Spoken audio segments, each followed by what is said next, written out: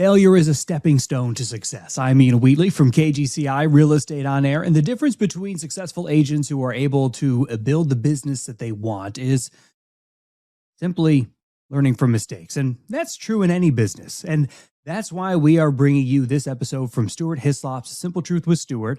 Stuart is based over in South Africa and trains real estate professionals all around the world.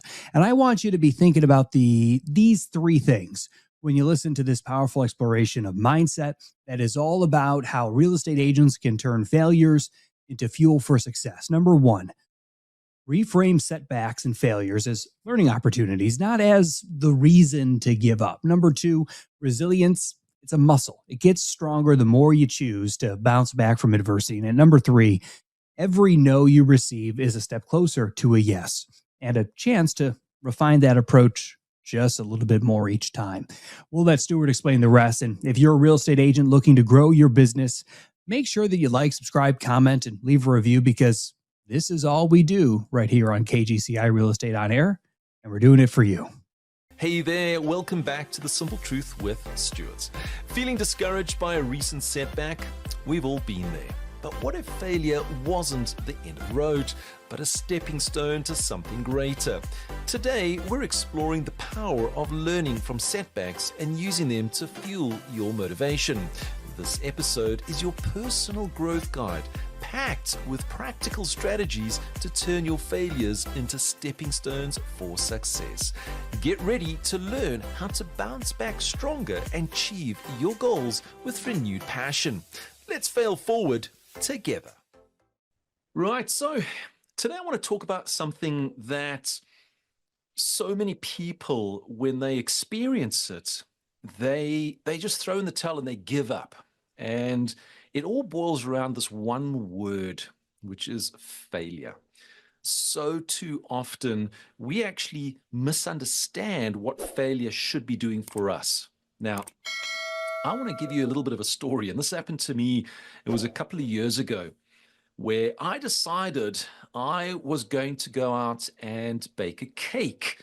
Yep, me in the kitchen and throwing the ingredients together to bake a cake. Yes, I will admit, it is one of those packet cakes that you can actually bake. It didn't take all the ingredients and measure it out. It was all pre-measured.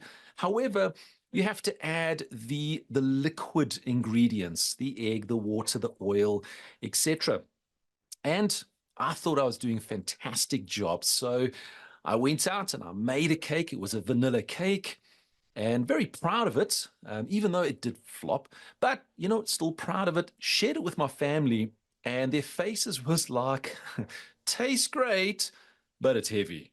It's really heavy. And what I mean by heavy is when you look at the cake, instead of it being about that high, it was like that high.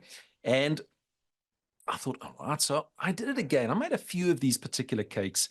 And for me, I always felt like it was a success. But when I looked at the face on my family, suddenly it was like, all right, I am not a baker. And I actually went to the point of throwing in the towel and saying, that's it. I'm never going to make a cake ever again in my life. But I sat there and I said, no, wait a minute. I can do this. So I started to do this little internal reflection of how can I improve? I started watching videos, I started learning, and then suddenly I saw this video that basically said, take the egg whites, beat them until they're light and fluffy, almost like you're going to make a meringue, and then just fold it gently into the ingredients. So I actually followed those instructions. Lo and behold, the cake flavor exactly the same, but it was light and it was fluffy. And my family loved it. Now, the reason why I wanted to share that story with you was, you see, sometimes failure isn't something that stares at you in the face. Sometimes failure could be something that you're doing and you think you're doing it well, but you're not getting the outcome that you actually desire. And then you also have the other side of it where you actually fear doing it again because the failure has been brought up and it's been almost addressed to you directly. And really what I want to show you today is how you can learn from that. And using the example where I actually just did the research, had that growth mindset to be able to make a light and fluffy cake. And that is really the journey that I'm going to take you through. So one of the first things that I really want you to start to internalize is when a failure is in front of you and you can clearly see it, I want you to, and we call this in NLP, I want you to reframe the failure. In other words, we don't call it a failure. What we actually call it is a stepping stone. I want you to look at anything that you've had in your life, and I want you to look at it as a stepping stone. And the reason for that is when you have that word failure, oh, I'm such a failure, oh, I failed at this, oh, I failed, it is a negative. And that negative really starts to grow inside of you. I can't do this. I can never do this. Fear starts to come over you. And when you go out to do something, because of that internal fear, you're not seeing it as something that you can do. It starts to knock you down. And then ultimately, you refuse to go out and do it. So anything that you've experienced, I want you to reframe that word failure to a stepping stone.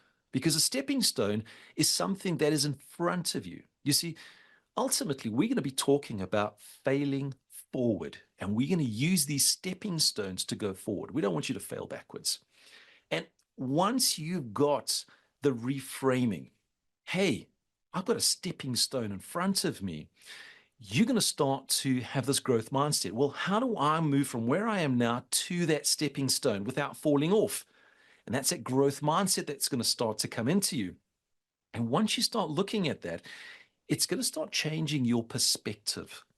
And by changing your perspective, you're going to be looking at this path going ahead as a journey of excitement, as a journey of exploration, which I think is an absolutely amazing journey. And it's a journey that everybody wants to go on. We don't want to be sitting exactly where we are all the time. So the very first one is to reframe that word failure, change it to something positive. I always use that word stepping stone because that is something that's going to move you forward. Then the second step that you need to look at is it's a self-discovery. It's that reflection of, hey, I need to go forward. What didn't work? Now, when I reflect back on baking the cake, the one step that I didn't know about was to make that egg white light and fluffy. And I learned that, I went back, I implemented, and the outcome was totally different. So do a self-reflection.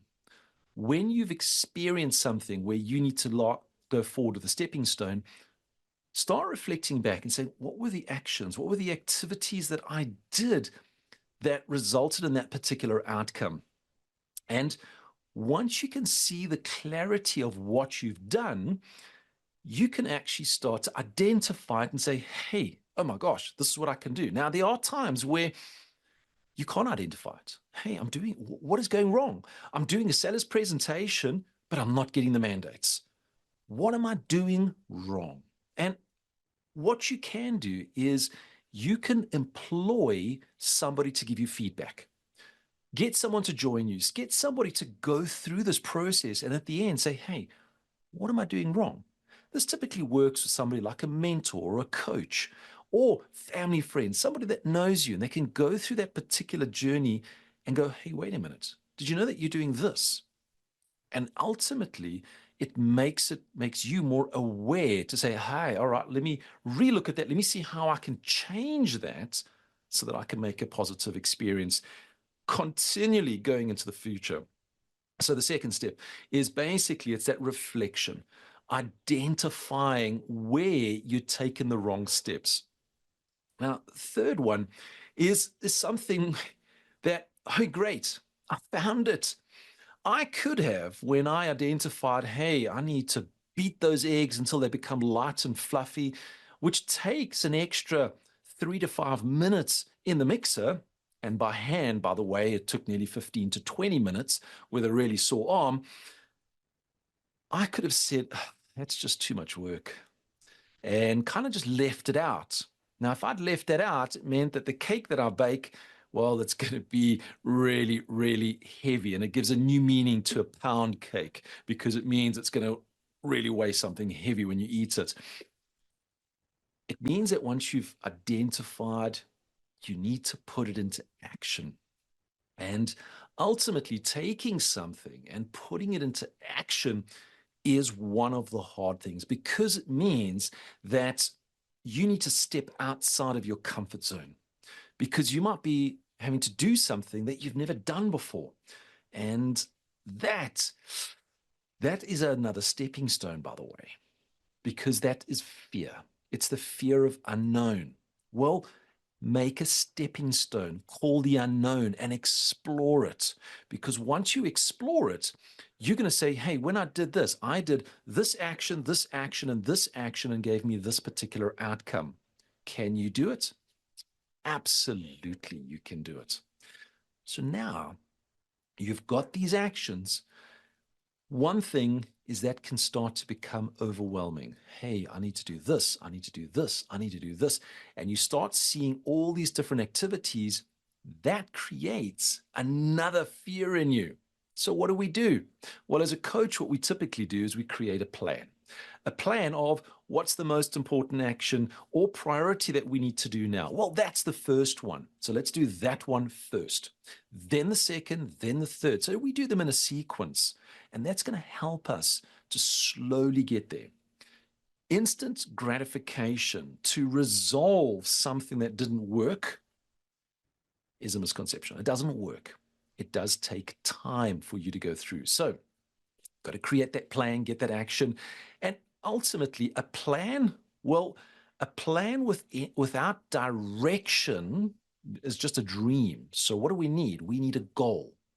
We need to have an outcome. So if I reflect back on baking the cake, I wanted a light and fluffy cake that my family devoured in one sitting. That was my outcome. That was my goal.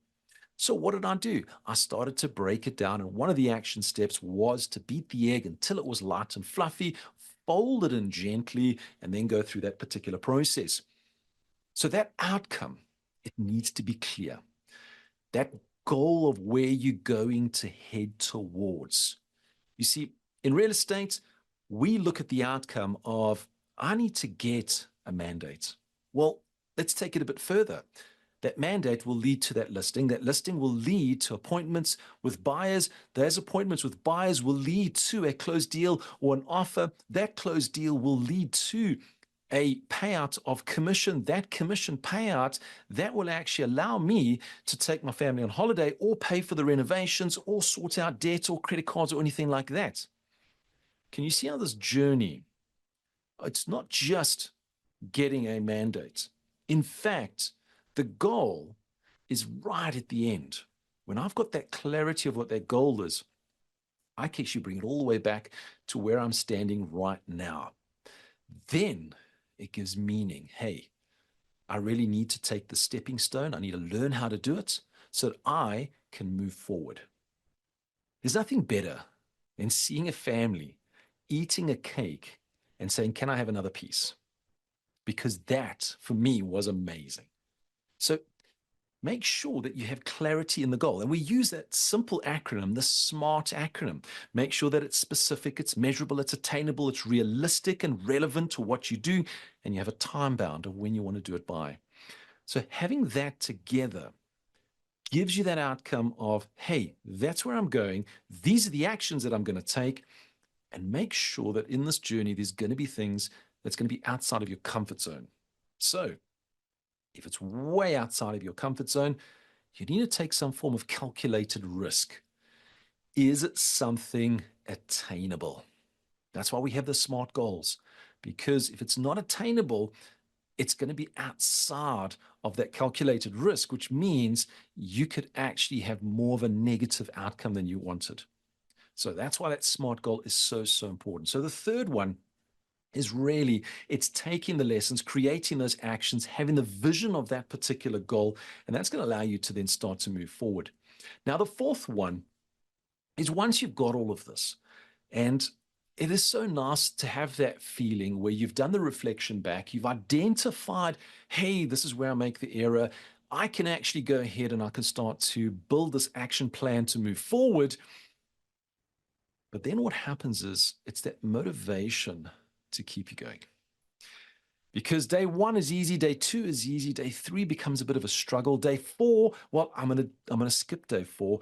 Day five, well, I totally forgot about it. Day six, somebody reminds me about it. Day seven, I'm sitting there going, what do I have to do?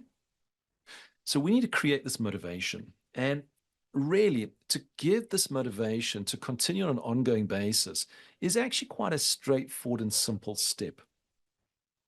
And really, what we have to do is we have to celebrate the small wins. Now, celebrating small wins is so, so important. You see, when you do a particular action and an activity, you need to come back and say, hey, that was great. I've actually sat with clients that are wanting to lose weight. And one of the plans that they've decided to do to lose weight is to eat less. And in the process of eating less, I say, well, don't eat nothing. You still have to eat something, but you've also got to add in the exercise and the whole plan together. But one thing that they forget to do is when they've had a good day of eating, they don't reflect and say, that was a good day. That is actually success. That is actually celebrating that success. I had a good day.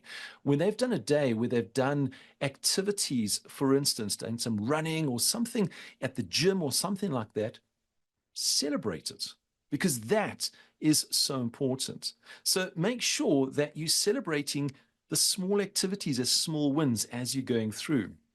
You can also look for inspiration. There are so many people around that have actually done what you have done. They've actually succeeded in achieving everything. So you need to start to identify these individuals and use them as inspiration. If you've seen somebody that has achieved a huge success, and that's what one of your goals is, you can actually then reflect on that individual and go, hey, wait a minute. If they've done it, I can do it. What did they do? You can use them as that inspiration. And this inspiration really could be things by listening to podcasts, listening or watching any of their training or motivational videos, reading books and articles and things like that. Or it can even be someone in your office, friends and family at the same time. Use them to inspire you, because inspiration gives you long-term energy. Motivation gives you a short burst to start moving forward and start building the resilience that you can start going forward and forward and forward. And that's with positive self-talk. Hey, I'm doing a great day. Today, I am going to win. Having all of that and making sure that that goal is always clear.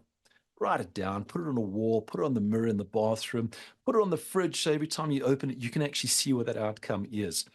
And the last step in this is something that maintains, because we don't only have one setback in our life, we have multiple setbacks. This is the journey that we go on. The journey of life is to overcome setbacks so that we can fail forward, so we can move forward in our life. And in order to do that, we need to embrace this continual learning. Whenever we see these setbacks coming in our way, we are reframing that failure to be a stepping stone. This is giving us that opportunity for us to start moving forward. And when you start embracing that, you become a lifelong learner. You start doing things that maybe you never used to do. I never used to be a very big reader, or a person listening to podcasts, or getting any form of inspiration from anybody that I saw as a mentor, until I embraced, hey, I can learn from them. And I learn every single day something new. And that's why I shared with you baking a cake. I'm a coach and a trainer. What do I know about baking a cake? And one of the things, and I must share this with you, I remember going into a bakery and saying, hey, I created a cake that's light and fluffy. And we had the person behind the counter just look at me saying, what would you like to order? So look for the inspiration embrace these challenges that start coming towards you. Because when you start embracing these challenges, the world becomes exciting. And that's what you want. And understand, as I've said, you're going to experience lots of setbacks.